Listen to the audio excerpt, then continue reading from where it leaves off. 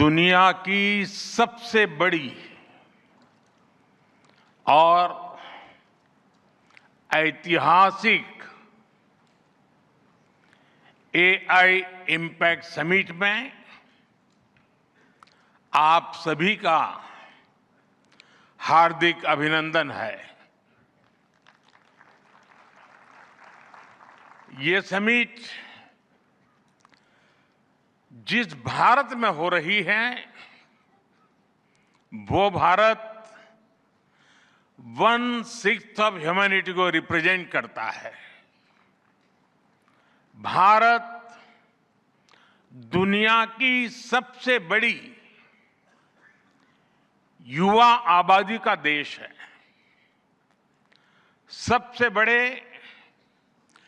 Tech talent pool का केंद्र है, सबसे बड़े टेक एनेबल्ड इकोसिस्टम का उदाहरण है। भारत नई टेक्नोलॉजी बनाता भी है और उसे अभूतपूर्व तेजी से अपनाता भी है। नई टेक्नोलॉजी के प्रति उत्सुक 140 करोड़ भारतीयों की ओर से मैं आप सभी heads of governments, global AI ecosystem के लीडर्स और इनोवेटर्स का इस समिट में स्वागत करता हूं, आपका आभार व्यक्त करता हूं। इस समिट का भारत में होना भारत के साथ ही पूरे ग्लोबल साउथ के लिए गर्व का विषय है। इस समिट में एआई जगत के हुज हू यहां पर मौजूद है। दुनिया के 100 से ज्यादा देशों का रिप्रेजेंटेशन, दुनिया के कोने कोने से यहां आए महानुभाव इसकी सफलता को नई ऊंचाई पर ले जा रहे हैं। इसमें यंग जनरेशन की जो उपस्थिति हमने देखी है वो एक नया विश्वास पैदा करती है।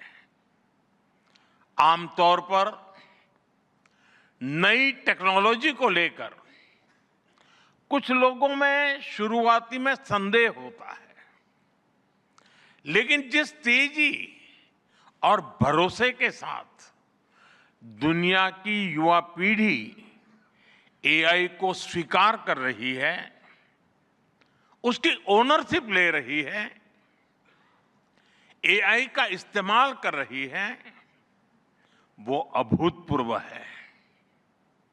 यहां एआई समिट की एग्जीबिशन को लेकर भी बहुत उत्साह रहा है। खासकर यंग टैलेंट बहुत बड़ी संख्या में आया है।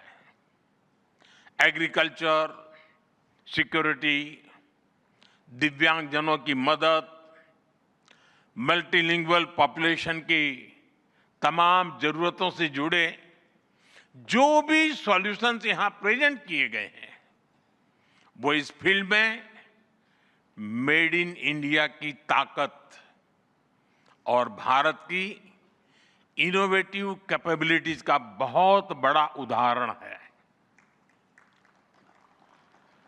साथियों, मानव इतिहास में हर कुछ शताब्दियों के बाद एक टर्निंग पॉइंट आता है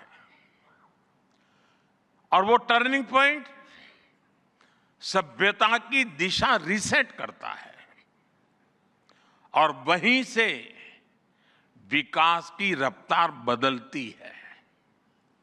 सोचने, समझने और काम करने के पैराडाइम बदलते हैं और दिलचस्प बात यह है, जब हम ट्रांसफॉर्मेशन के उस दौर में होते हैं तब उसके वास्तविक इंपैक्ट का अंदाजा भी नहीं होता। जब पत्थरों से पहली बार स्पार्क निकला, किसी ने नहीं सोचा था कि वही चिंगारी सिविलाइजेशनल की फाउंडेशन बनेगी। जब बोली को पहली बार लिपि में बदला गया, किसी ने नहीं जाना था कि रिटन नॉलेज फ्यूचर सिस्टम की बैकबोन बनेगी। जब पहली बार सिग्नल्स को वायरलेस ट्रांसमिट किया गया, किसी ने कल्पना नहीं की थी कि एक दिन पूरी दुनिया रियल टाइम में कनेक्ट होगी। साथियों, आर्टिफिशियल इंटेलिजेंस मानव इतिहास का ऐसा ही ट्रांसफॉर्मेशन है। आज जो हम देख रहे हैं, जो प्रिडिक्ट कर रहे हैं, वो इसके इंपैक्ट का सिर्फ प्रारंभिक संकेत है।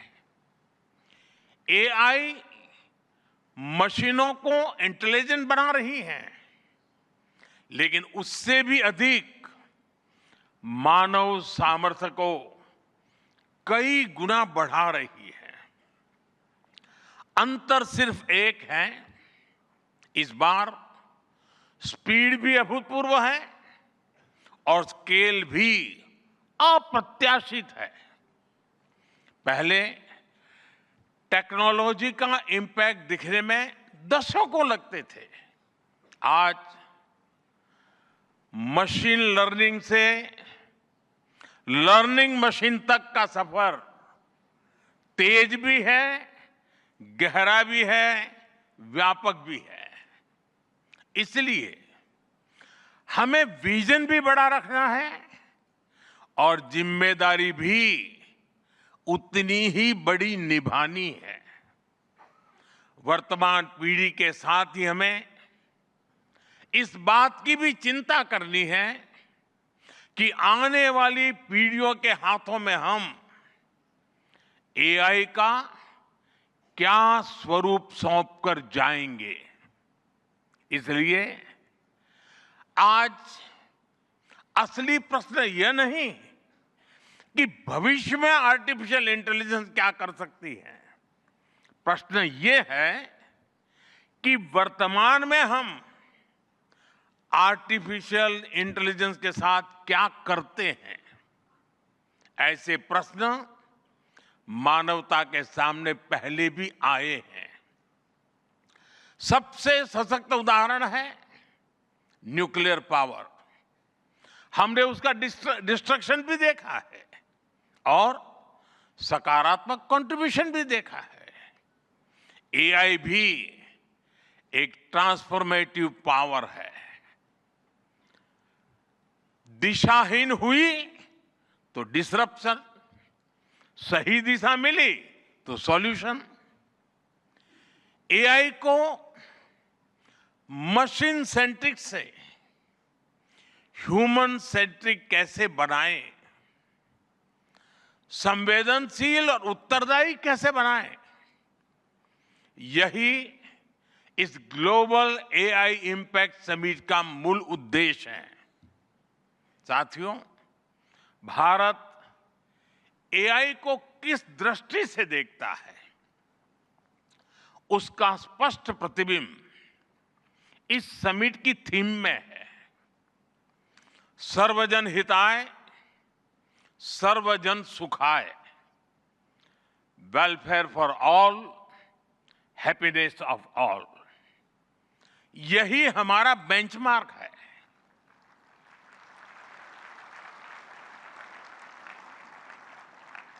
एआई के लिए इंसान सिर्फ डेटा पॉइंट न बन जाए, इंसान सिर्फ रॉ मटेरियल तक सीमित न रह जाए। इसलिए एआई को डेमोक्रेटाइज करना होगा, इसे इंक्लूजन और एम्पावरमेंट का माध्यम बनाना होगा और विशेष रूप से ग्लोबल साउथ में। साथियों, हमें एआई को ओपन स्काई भी देना है और कमांड भी अपने हाथ में रखना है। जैसे जीपीएस होता है, जीपीएस हमें रास्ता सुझाता है, लेकिन हमें किस डायरेक्शन में जाना है इसकी फाइनल कॉल हमारी ही होती है। आज हम एआई को जिस दिशा में लेकर जाएंगे वैसा ही हमारा भविष्य तय होगा। साथियों, आज new Delhi AI impact summit में मैं एआई के लिए MANAV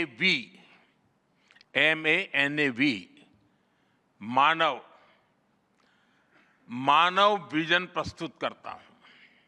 मानव का अर्थ होता है ह्यूमन, और मानव विजन कहता है M moral and ethical systems, यानी एआई एथिकल गाइडेंस पर आधारित हो।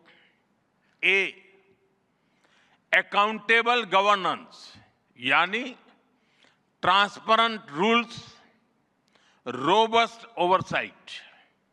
N नेशनल सॉवरेनिटी, यानी जिसका डेटा उसका अधिकार।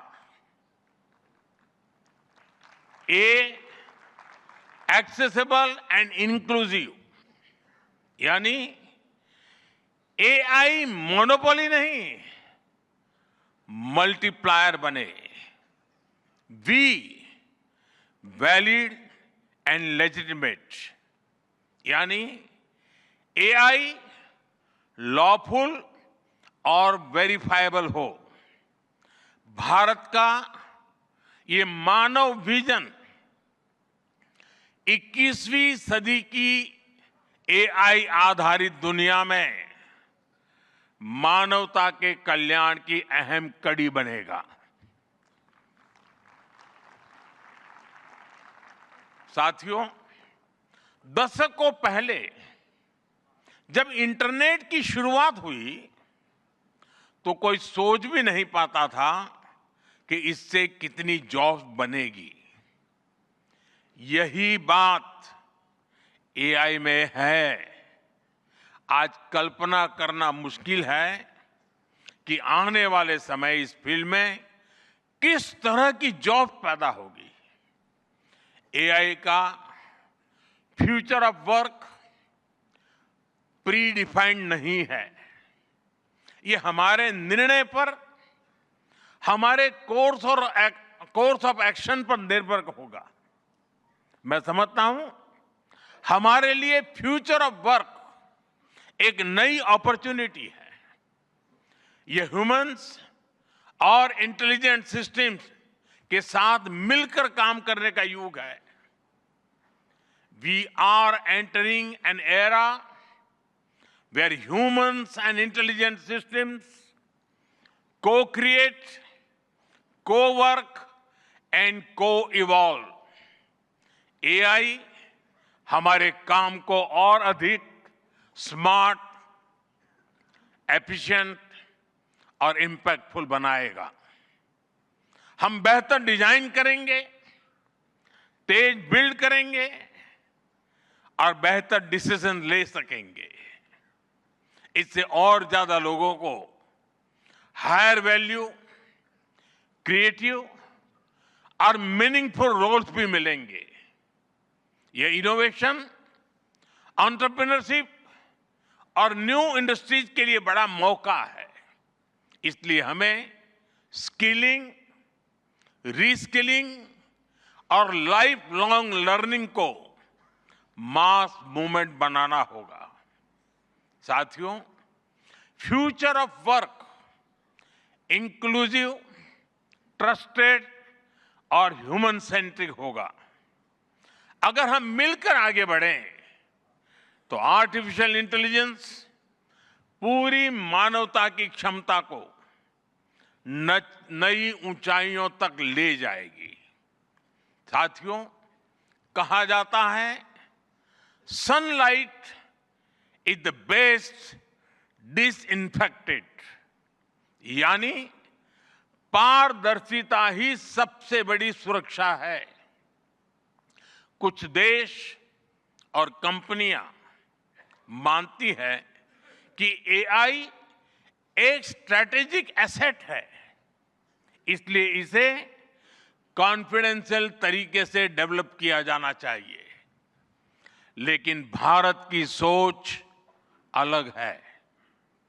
हम मानते हैं कि एआई जैसी तकनीक तभी दुनिया के लिए लाभकारी होगी जब उसे शेयर किया जाएगा, जब कोड ओपन होंगे और शेयर किए जाएंगे, तभी हमारे मिलियंस ऑफ यंग माइंड्स उन्हें बेहतर और सुरक्षित बना पाएंगे।